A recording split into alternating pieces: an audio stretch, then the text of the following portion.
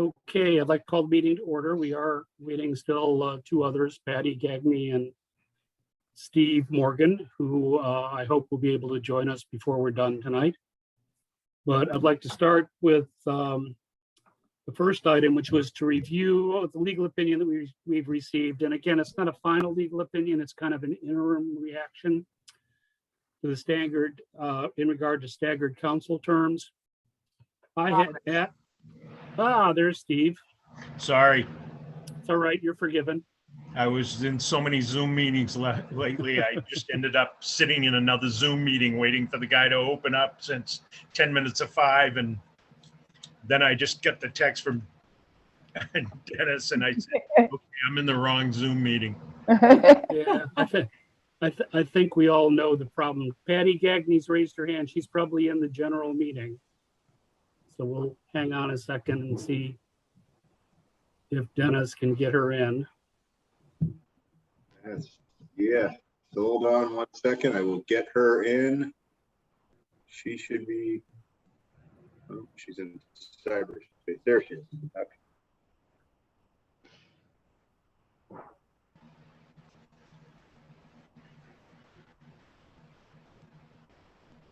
Here I am. Hi, Patty. Hello. Thank you, Dennis. We were just at the point of getting started, so you have not missed anything. Okay. I was just commenting, first item on the agenda is to talk a little bit about the informal legal opinion that we've received in regard to staggered council terms. In my correspondence with the attorney, I had asked him whether doing something very simple, like either going with staggered terms with an election each year, or staggered terms with a 4-year term, could possibly qualify as amendments rather than revisions. His first reaction to that was no, he thought they were probably revisions. But since then, actually earlier this month, there was a state Supreme Court case ruling that came down on the Fair Elections Portland was the title of the suit. It was a suit brought by some citizens trying to get an item on the ballot for an amendment where the council had ruled it was a revision and would require a commission. The court didn't decide who was right in that case, but what they did do was spell out in greater detail what the difference is between an amendment and a revision. And bottom line, without going through a lot of detail, you could read the report, which is attached to the agenda sent out. The basic conclusion is that amendments have been broadened. What would qualify as an amendment is probably broader than what the attorney originally felt it was. And that there's a good chance that we could do staggered terms, either 2-year terms with an election each year or 4-year terms with an election every 2 years as a charter amendment that would not require going through a charter commission. So I thought we ought to discuss that because I know there was a lot of support on the group for staggered terms.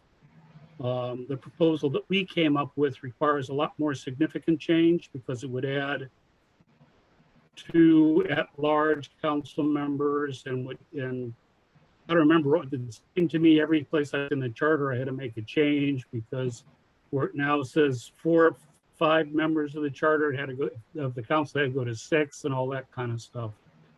So I thought I'd bring it up and see if we wanted to reconsider what we were going to recommend and maybe choose one of the options that would qualify as an amendment. So with that, I'll open it up and let me know what you think. Linda. So I read his memo. Unfortunately, I wasn't able to get it till this afternoon when you resent it back. So I tried to read it 3 times real quick here to make sure that I was understanding. And so I'm seeing his biggest concern at the end. And of course, this is not a legal opinion. This is just his thoughts for right now, right? Right. Is that it would have to stay at 7 members instead of 9 in order to not be a revision, but an amendment to have staggered terms. Am I reading that correctly? Yes, you are, Okay. because as soon as you get into expanding the council, Right. the number of changes in the charter you're probably looking at 10 or 12 different areas that have to be Because that adjusted. had to do with like supermajority votes and that sort of Yep. stuff, correct? Yep. Right. Okay. Just wanted to make sure I was understanding that. Now, with that, if we were to stick with the 7, would that really differentiate from what we were talking about in staggered terms? If we stuck with the 7, we basically have 2 options for staggered terms. I think one would be to do an election every year rather than once every 2 years and keep the term length at 2 years. The other would be to extend the length of term to 4 years and keep an election every 2 years. I think either of those would probably work and qualify as an amendment, not a revision. Okay.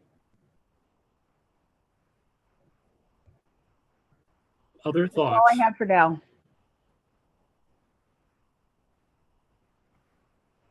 I get, yes, Patty. I just think 4-year terms are a little too long. One thought. Yeah, agree.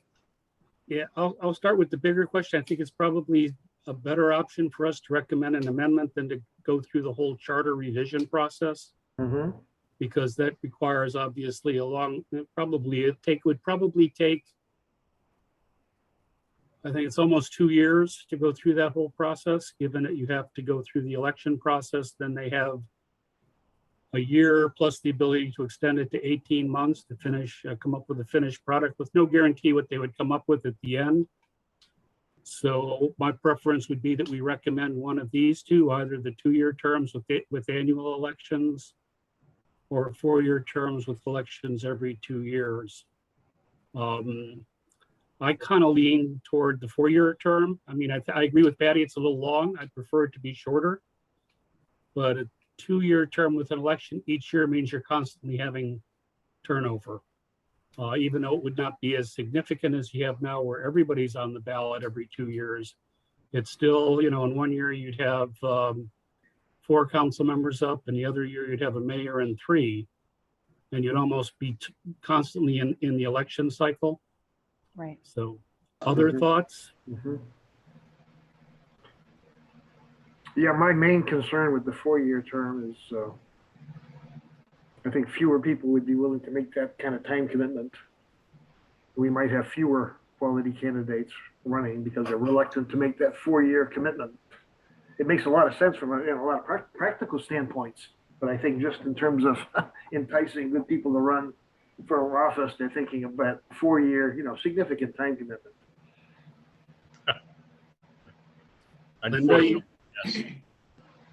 Linda, you had your hand up? Well, so this is basically the only piece that we have to really figure out, because everything else that we've got as far as suggested changes are all just amendments, right? According to what his legal standing is saying here. Yeah, with one exception, because I went back and clarified something with him, and that is the language that we're putting in about the council being the judge of its own members. Yep. Whether they meet the requirements and whether their behavior is appropriate. The way it's written now, the council could, for example, determine that a council member should be in effect expelled from the council for behavior that didn't hit one of the specific items listed as a disqualifier. And he said, well, when you get into that, that's a significant enough change because you're taking away from the public the right to choose and giving it to the council. So he was uncomfortable with that. He wasn't uncomfortable with that same language when it came to to mayor's appointees, for example. He felt there was more scope there for the mayor and council to remove somebody from a planning board, let's say, for example, who's harassing members of the public regularly in a meeting. But that same behavior on the council, he would feel would be difficult for the council, for him to support the council removing somebody as an amendment, not as a revision. Okay. But everything else he seemed to feel was pretty much just an amendment. Okay. Let's see, Francis, you look like you had something to say. Yeah. I just took myself off mute so I could speak. Either way, I like the possibility of 2 years or 4. In my opinion, either way works. There's a lot of elections that have 4 years. So, but yes, in our case, 2 years has been the norm for quite some time. So that'll be an adjustment. And with all the changes and things that we discussed, I was wondering what Linda just brought up. Is everything about an amendment versus a charter commission? So yeah, I'm glad she brought that up because that was my next concern as well. Because so yeah, it'd be nice to just pass this through. I think we should recommend both to the city council and see what they have to say about it as well, and just get their opinion. Yeah, it might not be a bad idea, given that they're the ones who are running for election. Steve, you were on the council. What did you think? Well, I think that changing this to a rotating system takes away the need for a 4-year term anyways. I mean, the whole reason to have staggered terms is so that there'll be a few people fully informed of what's going on as you move into the next council. And if 2 or 3 or 4 councilors come on board, then we're all set anyways. We've got some experience. Everybody's not learning everything right from the first day. I'd vote for that. You vote for what exactly, Steve? I'm not sure I understand. I'm not sure I understand what you're advocating.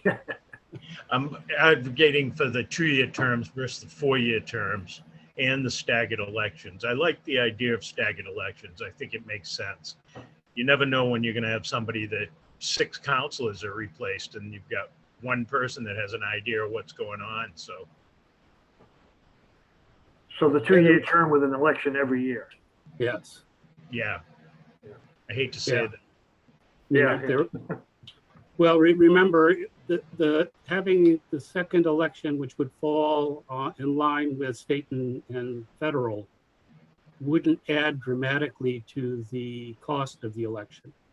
It does have the disadvantage of being overshadowed by higher visibility positions running for office.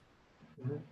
If we stayed with the 2-year cycle, we'd still be off that. If we go with the every year one, then some folks are going to be competing for attention against, in the worst of all possible worlds, the presidential election. This is the 80-20 rule. I mean, 80% of the people are going to stay home anyways. They're not going to come and vote. They don't care who's on city council. And that's just the way it's always been. There's going to be 10 to 15% of the people maybe that come out and vote for actual council.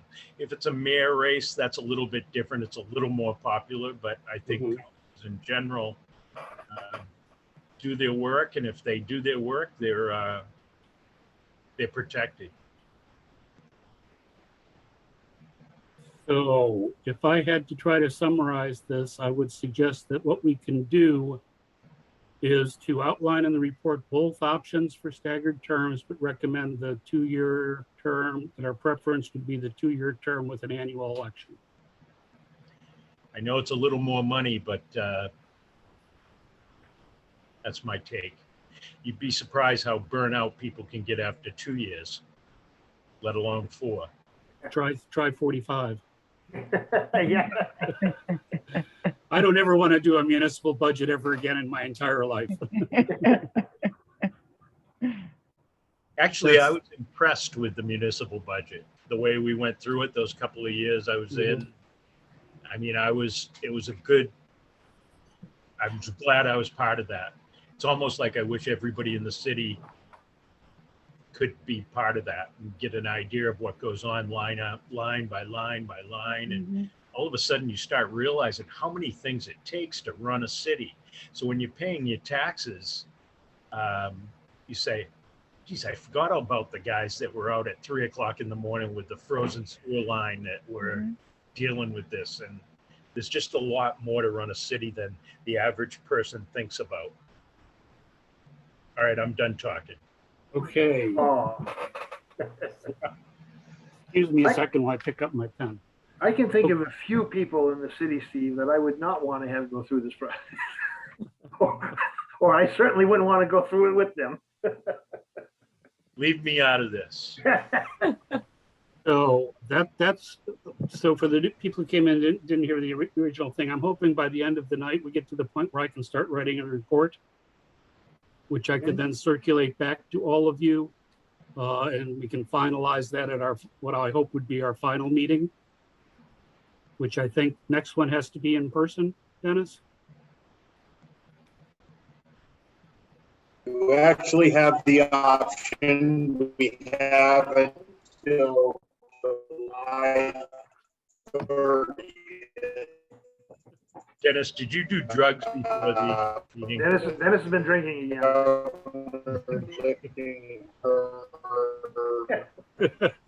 Dennis, you're Didn't calling. understand. We have 30 days to return to in person, so we have till. I think we have till the end of the month, Oh, the end of how about July. now? Can you am I coming in now? Better. Yes. Better. Yeah, Dennis, you know, there's a meth clinic right down the street. Had a really bad picture, did I? All right. Okay, so let's start then going through the rest of the stuff that is in the marked up version that I sent you. The first thing that we had talked about was a preamble, and I've simplified that by taking out some of the language that there was some concern over. Mhm. I think most people were comfortable with that, but if anybody is uncomfortable, I will be happy to note that in the report. So Patty, are you comfortable with this now, or? Yes, I am. Thank you. Okay, good. So we don't have to worry about that. The next change is in section 2.03. And what the change is, this is about the mayor's authority to appoint ad hoc committees. The language would read, ad hoc advisory committees may be created by the mayor or the city council. The mayor shall, however, have the sole authority to appoint the members of mayoral committees and, after consulting with and offering the councilors an opportunity to comment on proposed appointments, to appoint the members of ad hoc committees created by the council. That okay with everybody? Yep. Okay.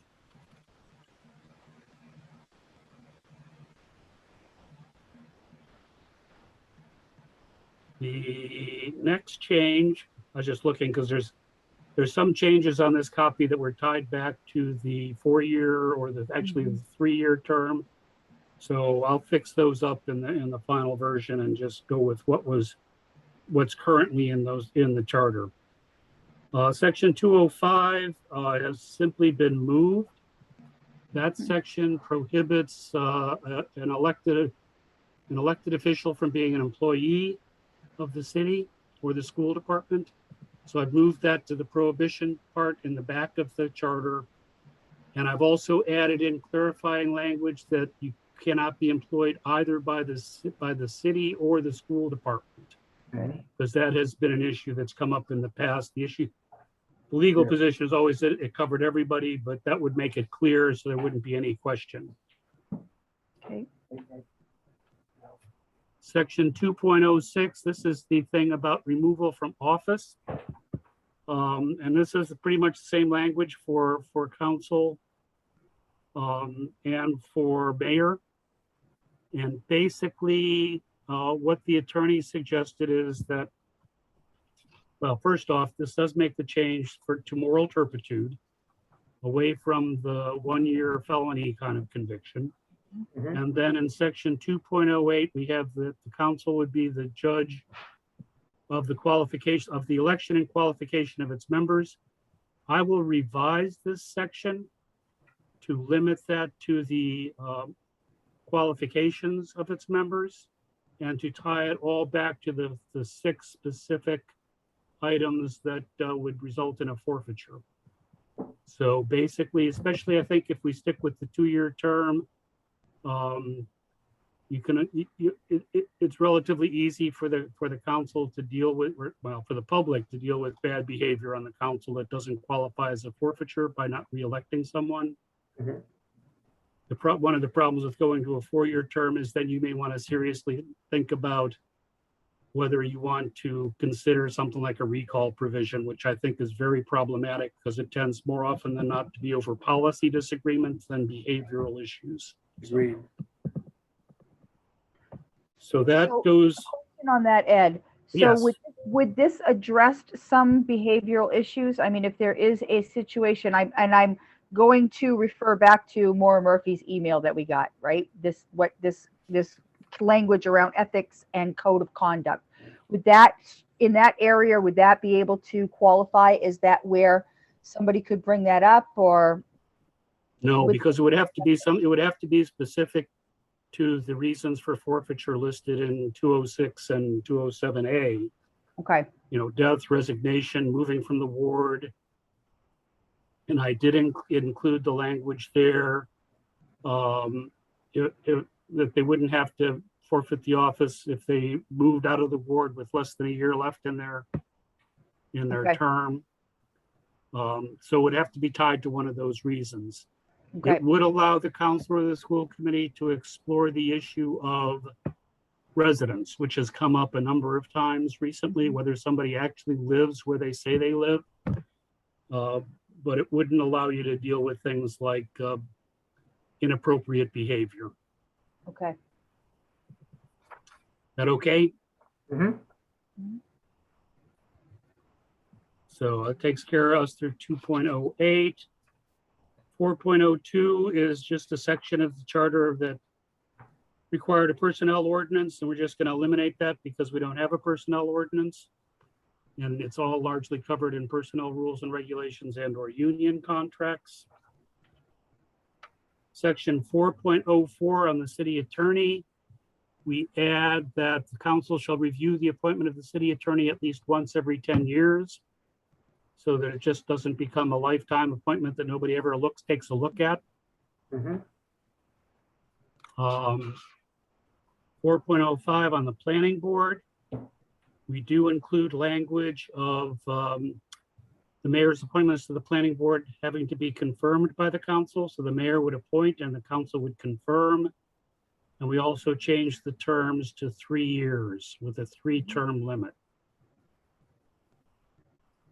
Okay. Question Or- on that, Ed. Yep. So this means if the mayor appoints members and the city council doesn't confirm them, then they can't be appointed. That's correct. The mayor would have to select someone else.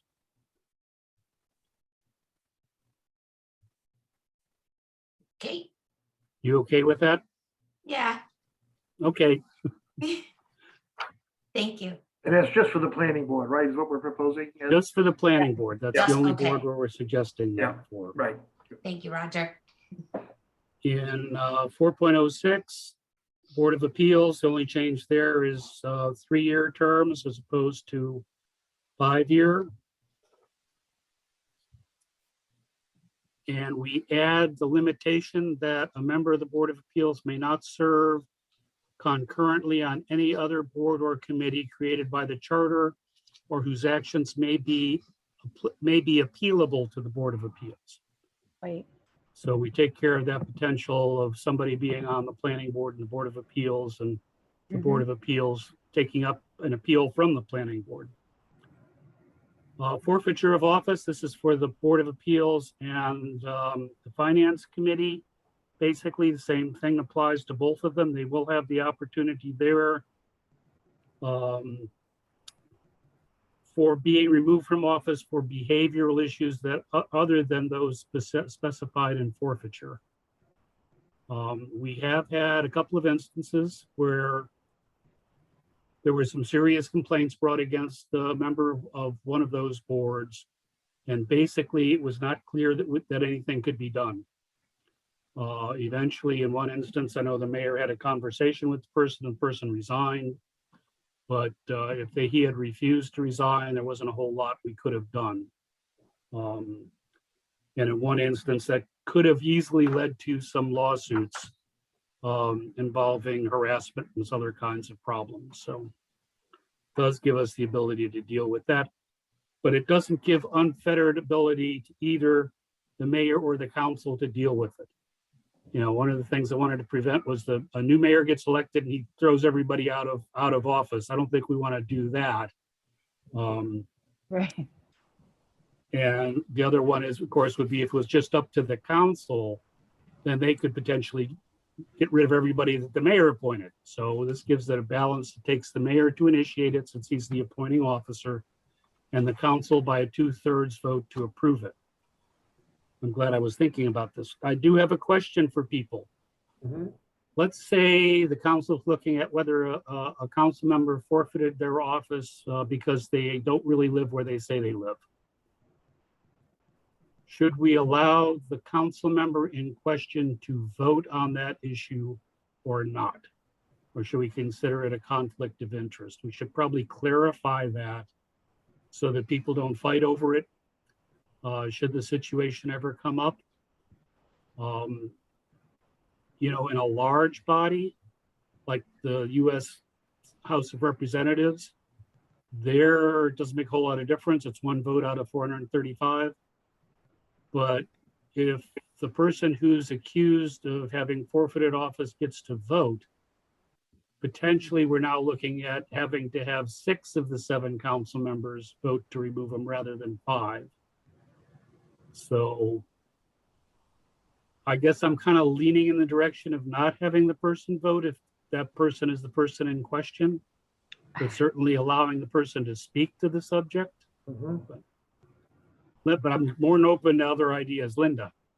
So my thoughts on this are, you know, if there's a conflict of interest, if we're serving on a board or a committee, we recuse ourselves, right? Like if I'm the school committee chair and I'm doing a disciplinary hearing and it happens to be my son, I'm going to recuse myself because I should not be making that decision. And I think that that's the appropriate thing to do. So my opinion would be that this person should be recused and should not be voting on themselves, because I think that that could cause potentially some issues.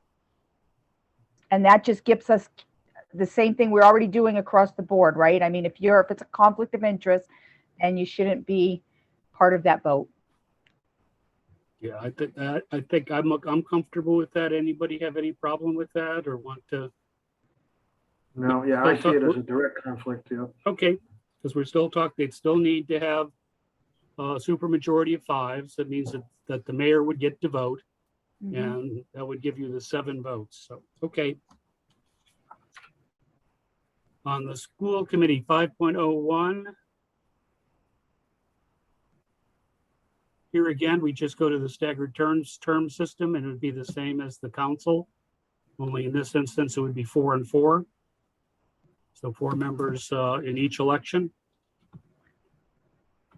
And is that language on the 3-year staggered, that goes back to, that's going to be changed, right? That's going to be changed, yes. We'll Okay. just make it the same as the So it council. concurs, yeah, okay. There is also in 5.01, well, that's the implementation thing, so we'll worry about that later. I'll work on the implementation process. I guess kind of my initial thought is to go from 2-year concurrent terms to 2-year staggered terms. You have 2 choices. You either have somebody elected for 1 year and having to face election a year later, or you could do some folks elected for an initial 3-year term and thereafter going to a 2-year term, which I think might be the easier, fairer way to do it. I think so. Yeah. I hate to have somebody run for office for 1 year, given the amount of time and effort that goes into that process. That Right. sound okay? Yeah. And the steep learning curve. So with the new setup where there's going to be an election every year, is it possible somebody's going to be coming up in a year anyway? I mean, talking about fair or not fair, or yeah, the way this would have to work is that the people who are current, let's assume that this goes into the charter change is approved in November. Now, at that point, you will have already elected counselors under the old system for a 2-year term. So the counselors elected in November would serve 2 years. at the following election, or actually, well, let's see. Yeah, at the following election, you would have to decide whether somebody, how to split the group. And my suggestion would be half gets a 3-year term and half gets a 2-year term. So that we start working towards that staggered terms after Right. that. Right, because yeah. I don't think we could do it after the fact. In other words, the council is going to be elected for a 2-year term. We Right, can't come back and say, oh, no, never mind. right. Too late. Just kidding. And that would Yeah, give the just kidding. community, and everybody that's wishing to run for election these 2 years to be prepared for that and how they're going to move forward with, right? Right, right. Okay. Okay. Let's see. School committee has the same language about forfeiture of office and their ability to judge their own members, and we'll fix that too, so that it matches the council. Yeah, good. On the, I won't necessarily go through all of these things. There's a whole bunch of changes made on the school budget process throughout the whole thing. We've looked at those before. Mm-hmm. And they start in section 5.04, the old 5.03, and then they pick up again in the section on the budget. But I'll just skip over those because I think we've all seen those. The basic bottom line is we just have a provision that the charter governs unless it's in conflict with state law, and then we follow the state law. Let's see. Now we're in the budget process. And again, we have the changes related to the state process. We then have a change, the change in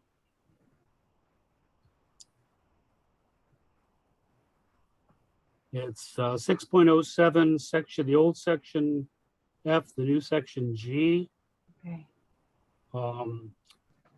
Where if the council fails to adopt the budget, right now it's a very convoluted process.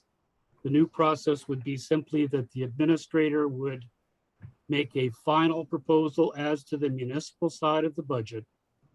And if the council did not adopt a budget by the end of the fiscal year, that last and final administrator proposal would be the adopted budget.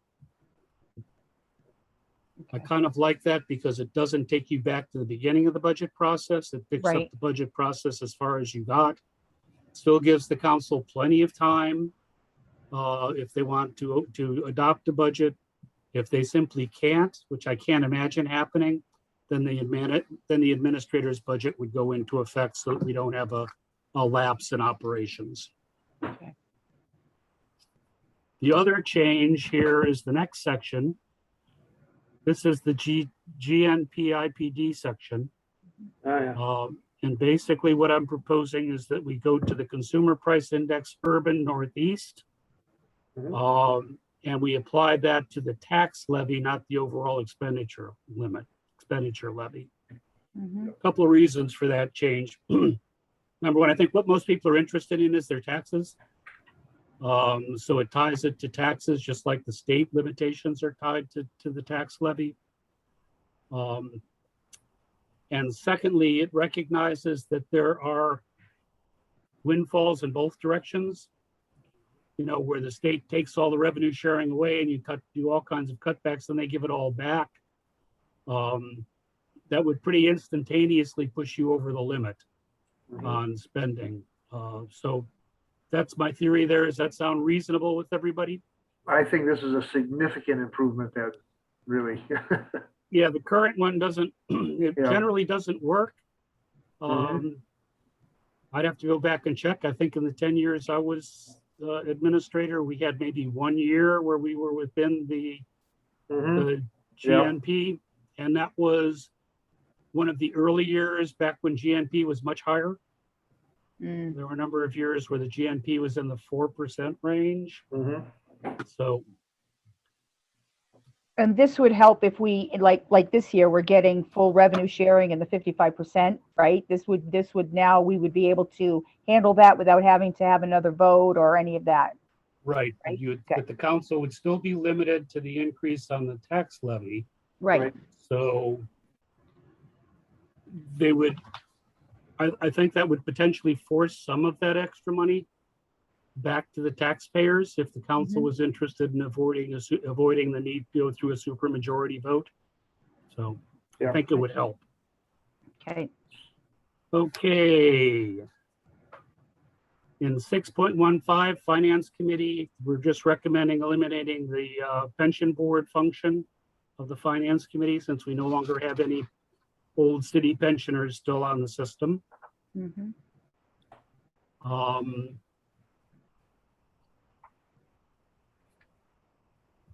That gets changed. Let's see here. In section 7.02B, we're eliminating the ability to sign nominating petitions in pencil. Oh. In section C, the next section, we're having the cutoff for nominating petitions being filed with the clerk tied to the normal close of business of the clerk's office on the 60th calendar day before the election. Mhm. In section E, we are changing the current language, which says that the city clerk shall have the Board of Registration certify the validity of petitions, to having the city clerk then have the registrar of voters certify the validity of petitions. That's actually the process currently used. Okay. The Board of Registration is really much, I think, limited these days simply to any issues involving whether a person has been incorrectly denied the right to register, which is really difficult in Maine anyway. So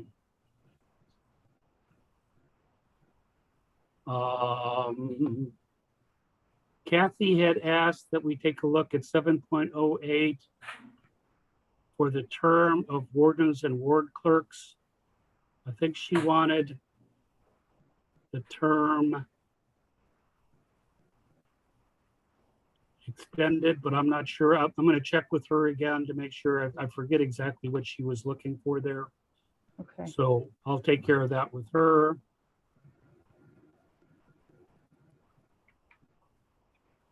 Oh, yes, our popular section that everybody agrees on in section, I missed this because it's back in section 7.02. I've missed it.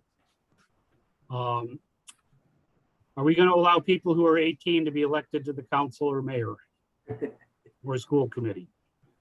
Near as I can tell, we are all over the place on that one. So, Excuse me. I still favor 18, yep. okay, we have one for 18, one for 18. 2 for 18. 3 for I'm indifferent at this point. one indifferent. If somebody's brave enough to run at 18, let them.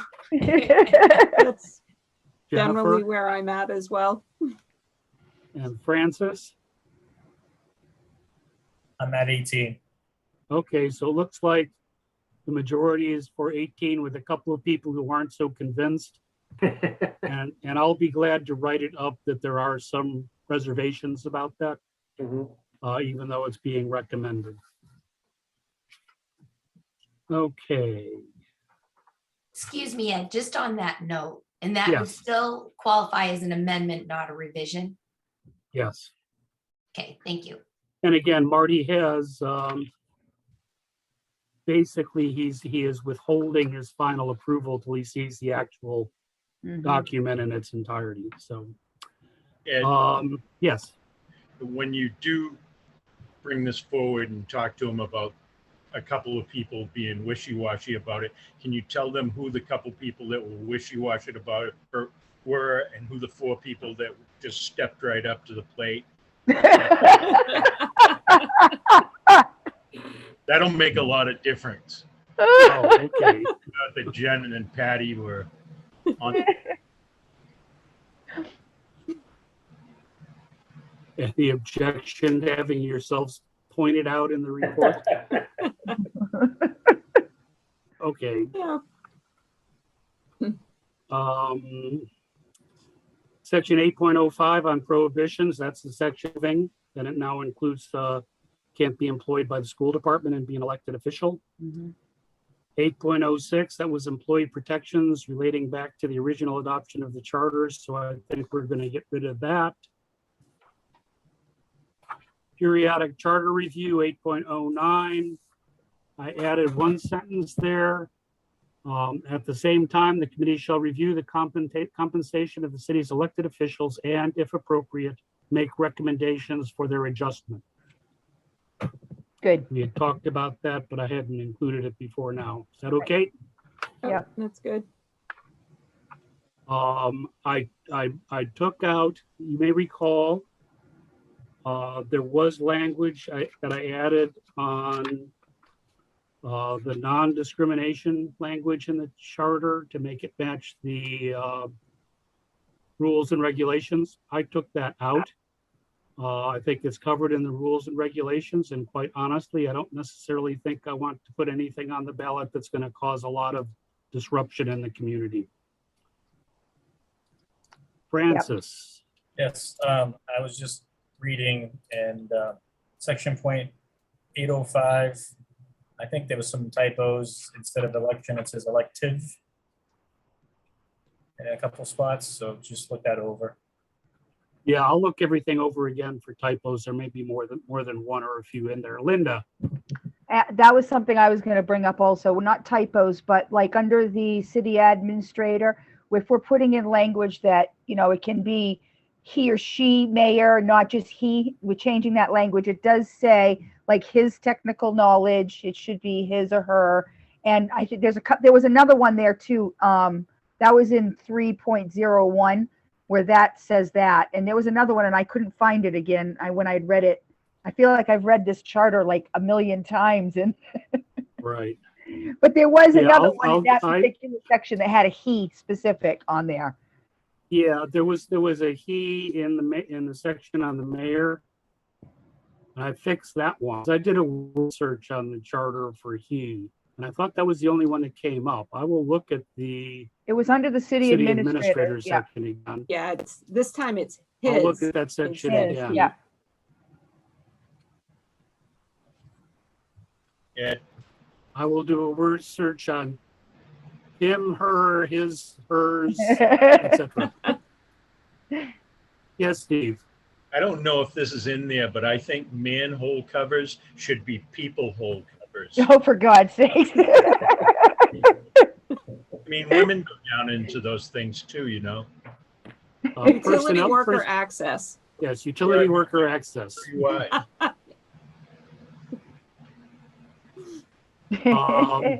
I will also include, I know Patty had brought up the issue of whether there could be any kind of voter identification. I will mention that in the report. Legal opinion that said that couldn't be done. That's also another one I'd put in the category of, do we really want to import a national fight locally at this point? But Yes, Patty does.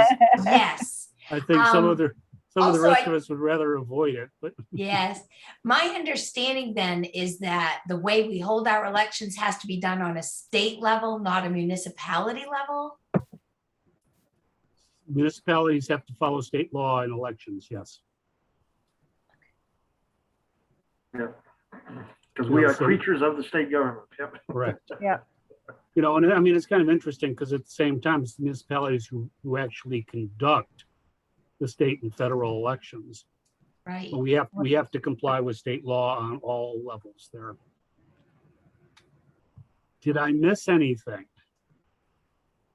Great job, Ed. Yeah. Very nicely done. Yeah. A lot of work here, Ed. Yep. Yes. Well, I will start trying to draft something up. We should talk about a date for another meeting for our what I hope will be our final meeting, and I'm going to need a little bit of time. our deadline for reporting to the council is until August anyway, right, Dennis? Or something, so we have plenty of time. That's fine. August would be fine. Yep.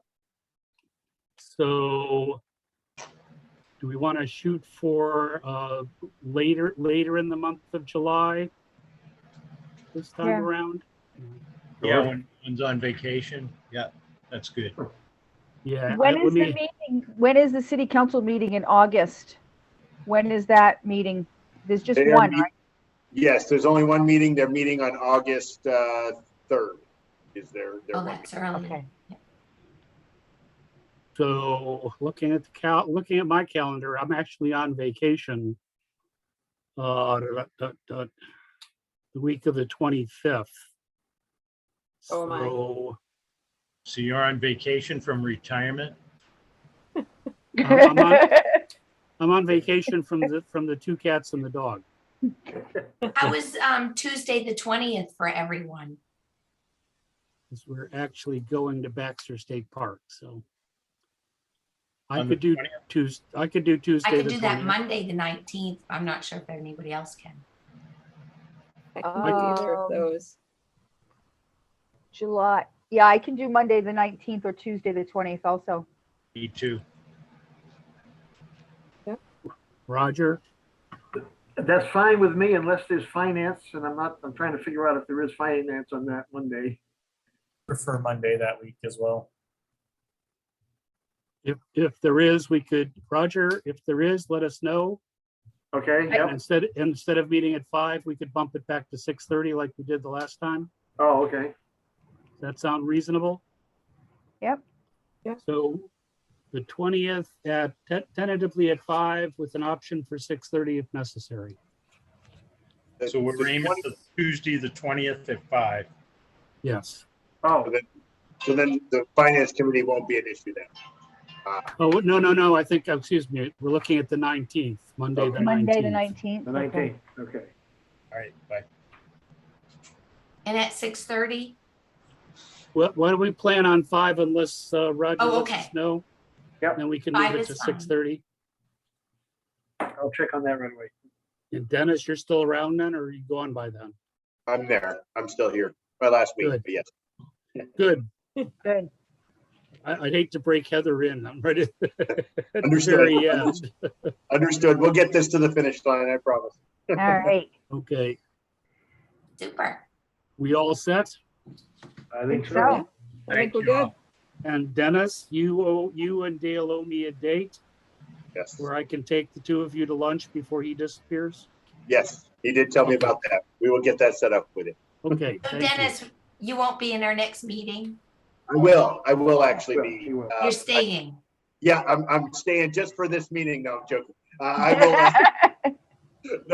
I will be here through the 27th. So I'll definitely be here for this meeting, the next meeting on the Okay, 20th. good. Yeah, it makes sense for us to try to finish up with Dennis. We started Yes. with him, we might as well finish with him. Yep. Then we'll be finished with you, Dennis.